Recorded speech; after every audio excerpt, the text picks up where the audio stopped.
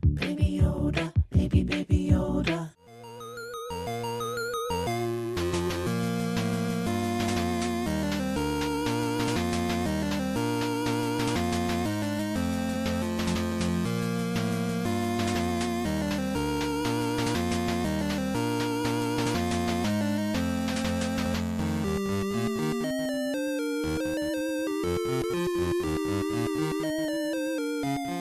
Disney Plus and the hype around it, at least for me and my family, was pretty high. Sure, being able to watch just about any Disney show I wanted sounded appealing, but I already did have the lot of them on DVD. That wasn't what I was excited about. What I was excited for was all of the original content. Seeing little teases and such for all of the original content releasing made me excited for all of the stuff I was going to be able to watch out of my favorite IPs. And if you didn't know, I was and still am a pretty big Star Wars fan. The series will always have a special place in my heart, no matter how bad it's gotten. So seeing that we were going to be getting a show day one of Disney Plus all about a single Mandalorian's life was pretty cool. So Disney Plus came out. I watched The Mandalorian each time it had its weekly episode drop on Wednesday, and I loved it. The show took the slice of life concept for a universe as interesting as Star Wars to another level. Watching the grounded story of the life of just one man was extremely interesting to me. The introduction of Baby Yoda, or Grogu as he would come to be known, was met with nothing but excitement.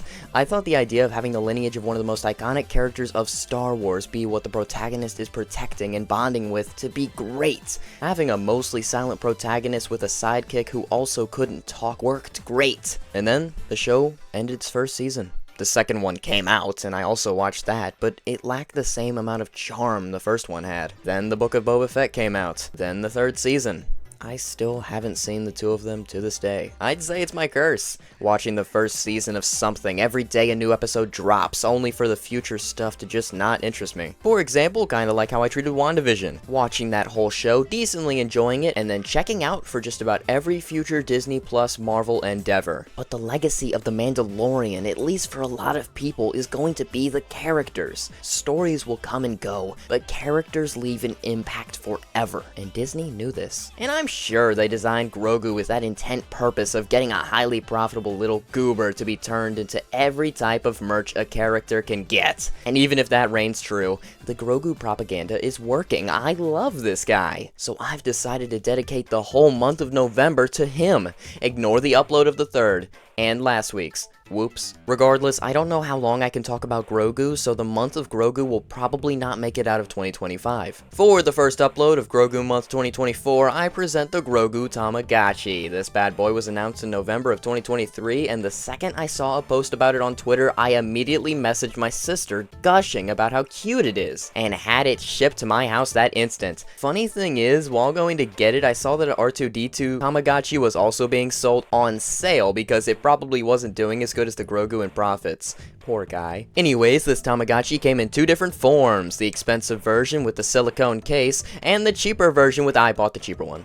I'm not made of money. Anyways, today I have a special guest on, similar to how I had a special guest on for the Sonic episode, and he's here to talk about everything he loves about Grogu. So I introduce to you my good pal Ethan, who takes great pride in his Grogu know-how. So I called him up for his comments on Grogu. Take it away. Thanks for letting me on, Caden. As you know, I love Grogu. Grogu, also known as Baby Yoda, is a young member of Yoda's species, found in the Mandalorian TV series on Disney+.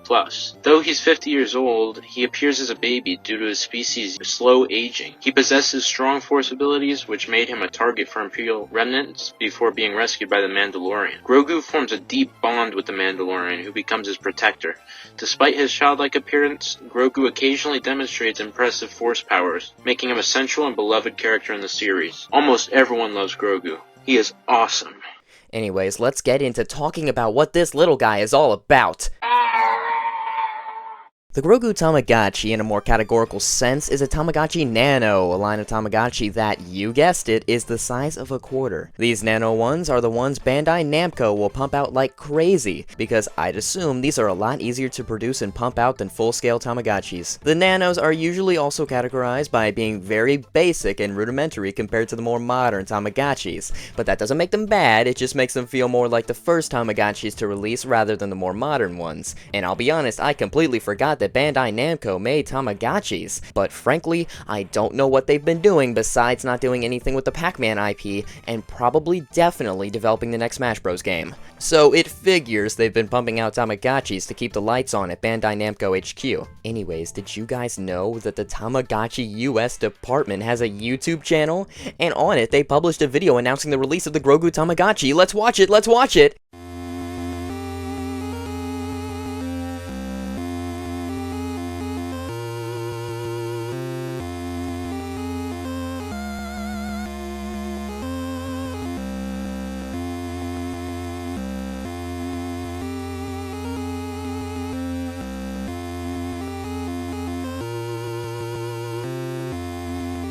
Well, that was something. So now that we know everything there is to know about this bad boy, let's peep out the box. I don't have the box. I've had this guy in my junk drawer for like a month. Give me a break. The box art is nice. I like how the blue of the Tamagotchi clashes with the orange hues of Star Wars' equivalent of Mexico. What the hell? I'm onto something. We have Los Palos Hermanos guy living in the Star Wars Mexico. The next question is, does this make Mando and Grogu Walt and Jesse? Anyways, onto the back of the box. It has what you'd expect. Simple taglines that imply some sort of self-image issues happening with Grogu, way too much legal small text that scares me. How brave. Now, the last thing I'm going to consult before actually looking into the Tamagotchi itself is the manual. Lost that too. Suck it, hyphens. Thank God Bandai Namco like preservation because they keep the PDF of the manual on the page with Grogu. The manual has normal manual stuff, telling me to not be a moron, among other general precautions. Genuinely thought that clock controls said Glock controls. Anyways, a lot of the manual just tells you how to do things I otherwise would not have, so it's really useful in that front. Funny discrepancy I noticed, the box says to keep away from 0 to 3-year-olds, and the menu states 8 years and above to use. That's just funny. Anyways, this bad boy is carved from only the best in Chinese factory tech. Look at those curve. Look at those buttons. Don't ask me where the chain on mine went. I wouldn't have the answer. And I also like the decoration on the blue model I got. I think the other model sucks a ton because it's expensive and we hate what we can't have. Anyways, you may have noticed that even after so long of owning this bad boy, I still have the little plastic battery stopper in there. That's because this guy never turns off. Ever. And I'll be dead and cold before I let a piece of technology I own be running while I'm not aware. So I've just kept this little thing around since I got the Tamagotchi. On the back we have the reset button, which guess what? Will give Grogu a cute hat.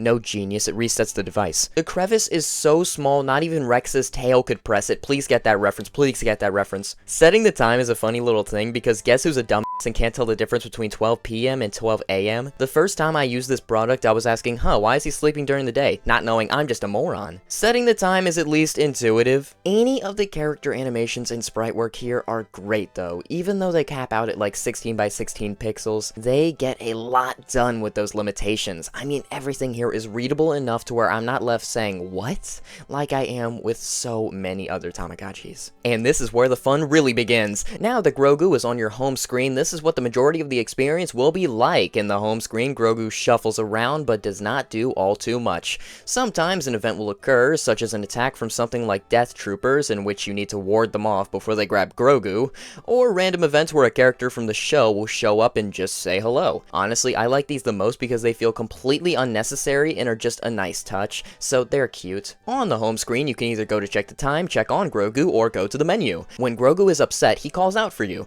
and if you want, you can use the C button to check on how he's currently feeling. To make him feel better, you can click the A button to open the menu. On the menu, you can either go to feed him or go to play with him. When he's upset, you can feed him macarons, which make him feel better. Didn't know that was his iconic comfort food. And when he's hungry, you can feed him the squid soup from the iconic #cute internet meme where Grogu so heckingly cutely sips from that cup. I should kill myself. Feeding him and keeping him as happy as you can is important for later on. In fact, it's a surprise tool that can help us later. The play part of the menu is also important, as I'm sure playing with him affects on how he feels. But like I've said before, and will say again, most of how this thing works is an enigma to me. The two default minigames suck ass.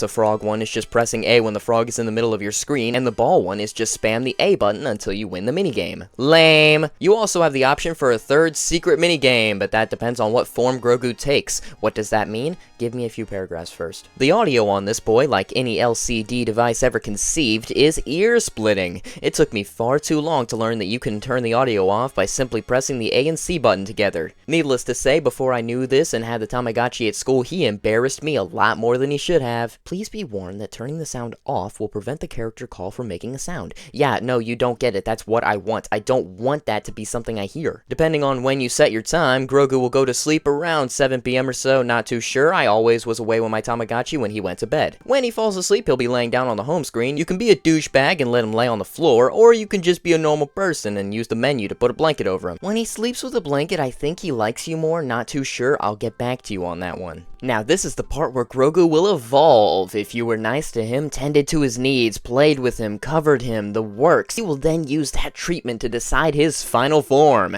These don't affect all too much besides deciding what secret minigame you get, with each branch having an exclusive game. The only one of these that actually affects gameplay is the spider egg one, where now a spider comes to attack you instead of death troopers. As for the evolutions themselves, I'm going to give you all my top 10 Grogu evolution forms. Let's go. Number 10. The bounty hunter robot that looks suspiciously like IG-88. This guy is at number 10 because he isn't Grogu. His minigame is just the one minigame where you can bite the hand of the scout trooper. Number 9. Necklace Grogu, because I didn't even know he was wearing a necklace because it was just so unnoticeable. And this is just another button mash minigame. Lame. Number 8. Spider Egg Grogu, because spider eggs give me the heebie-jeebies. This one at least has the cool detail of spiders coming to get you instead of death troopers. Still creepy though, and guess what? It's another button spam game. Number 7, Cup Grogu is another button mash minigame defender. Don't we hate him? And plus, I never got the hype around the Grogu holding a cup bit. It's just not my forte.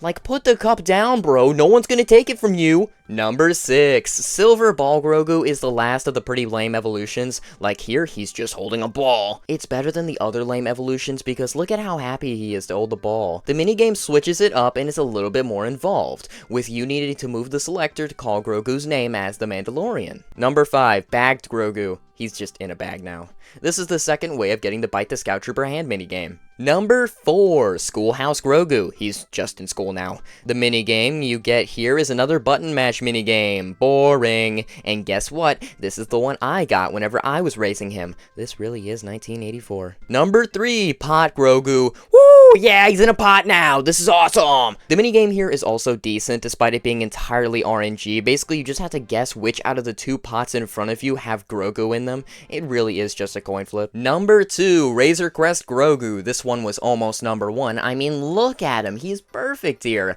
I just love how this one transforms the whole background around the Mandalorian, and this one may be the best minigame yet, where you have to press buttons according to the instructions to know what wires to cut, which even if it's technically a button mashing game, it's at least a little bit more involved than the other ones. Number 1, Grogu in the egg thing, is the best one in my opinion because look at him, he's adorable, and he's just so iconic here. I didn't get this for him, so the next best thing I could do was put him into the Lego version of the egg spaceship thingy. The minigame here is like the Grogu name calling thing, but here you play as the Mandalorian once more, trying to avoid spike things or whatever falling from the sky. Now that that's over with, the end of the Tamagotchi will occur around 3 days after you begin taking care of Grogu. There are 2 endings. The bad ending can occur if you either let Grogu get taken by the Death Trooper, or if you just don't take care of Grogu, and you get to see him get taken away to just hammer in how horrible you are. However, the good ending occurs no matter how you treat him, as long as he was loved in some way or some form. In this ending, Luke Skywalker comes to take him off your hands, or at least I'd assume so. That silhouette is vague. And wabamo, you've beaten Grogu Tamagotchi. Welcome to the segment of the video where I show off trying to raise the little guy on my own. Let's do this. Monday, 6 a.m. Wake up, leave for school. Forget Grogu Tamagotchi at home until I'm writing this part of the script in 3rd period. Feel like I'm an idiot? Get home. Vow to remember to bring him to school tomorrow. Tuesday, 6 a.m. Wake up, leave for school. Enter the elevator outside my apartment before realizing I forgot the child. Grab the Tamagotchi and make my way to the bus stop. Awaken him at the bus stop. Go and confront my friend about the Tamagotchi to gauge his opinion. Is he or is he not the coolest thing in the world? He's probably gonna die in your hands. He's not gonna die in my hands. I'm gonna take great care of him. Yeah? right Yeah, there. you can forget about him in a couple of months. I'm not gonna forget about him. I'm gonna. Yes, you are. He's gonna love being with me. Chill with the Tamagotchi next to me while I continue slaving away on the script. I will say I did get genuine utility out of being able to check the time whenever using the pocket watch aspect of the Tamagotchi. Grogu got jumped like 3 times today, but I saved him, no biggie. And Lady Mandalorian came to go see him, and so did Pit Droids, Jawas, IG-8, and a Tusken Raider. I also ate lunch with Grogu too. After school, I returned home and chilled with him while I edited a video, took him to go vote, and then I put him to sleep at like 8 p.m. Wednesday, 6 a.m, wake up, get to school. Grogu wakes up, evolves the second he wakes up into Schoolhouse Grogu, and is immediately jumped by a Death Trooper. Most anyone talked about this day was the election. Lame. Did my usual song and dance with him, and then that night I took him to my church's youth group, bought some chips. I opened the bag, and I guess my unbridled strength opened the complete thing, and all bullshit. Nothing else notable happened. Thursday, 6 a.m, wake up, go to school with Grogu, finish the Smash Bros video. Friday, 6 a.m, wake up, go to school with Grogu again, but something different happened today. He left me, but I'm sure I took good care of him. But wherever he went, he's probably better off than with me. So, what did I learn from being a father despite the fact that I'm horrible at being a father figure? It's probably that Tamagotchis, as an idea, are too good of an idea to ever truly go away forever, and that as long as there are characters to market, there's a pet to be born on the LCD screen. And even if they may be shallow at times, the novelty never really has gone away for people like me, who just like the novel, stupid stuff in the world. But the good kind of stupid, the stupid where you can say, hey, look what I have, show the Tamagotchi, and get a laugh out of the person you're showing it to. Besides that, I definitely can't wait to do more Grogu months. Yay, yay, we love you, Grogu, yay!